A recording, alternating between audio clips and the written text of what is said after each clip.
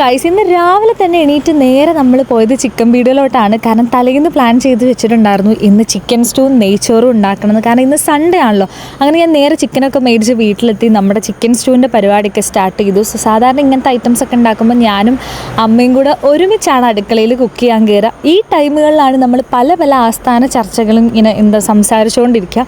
ഈ സംസാരത്തിനിടയിൽ തന്നെ തെറ്റലും പിടിക്കലൊക്കെ ഒരു 10-20 പ്രാവശ്യം ഉണ്ടാകും. സോ നിങ്ങൾക്കും അറിയാമല്ലോ. എന്നാലും നമ്മൾ പിന്നെയും കണ്ടിന്യൂ ചെയ്യും. കാരണം ഫുഡ് ഉണ്ടാക്കണമല്ലോ, കഴിക്കണമല്ലോ. എളുപ്പത്തിൽ പരിപാടി തീരും രണ്ടാളും കൂടെ ചെയ്യുന്ന സമയത്ത്. അങ്ങനെ നമ്മുടെ ചിക്കൻ സ്റ്റൂവിൻ്റെ കാര്യങ്ങളൊക്കെ അവിടെ റെഡി ആയിക്കൊണ്ടിരിക്കുകയാണ്. അമ്മയാണ് നെയ്ച്ചോറ് കാര്യങ്ങളൊക്കെ ഉണ്ടാക്കി, ഞാൻ ചിക്കൻ കറി ഞാനാണ് വെച്ചത്.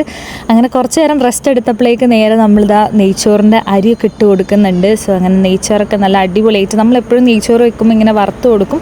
അതാകുമ്പോൾ നമുക്ക് ഇങ്ങനെ ഒട്ടിപ്പിടിക്കാണ്ട് നല്ല അടിപൊളിയായിട്ടുള്ള നെയ്ച്ചോറ് കിട്ടും. പിന്നെ ചിക്കൻ സ്റ്റൂ ഓൾറെഡി റെഡിയായി, നമ്മൾ പാലൊഴിച്ച് കൊടുത്തു. അങ്ങനെ ഞാൻ പുറത്തുനിന്നാണ് കഴിച്ചത്, കാരണം എനിക്ക് വർക്ക് ഉണ്ടായിരുന്നു. അപ്പോൾ അത്രയേ ഉള്ളൂ. ബൈ.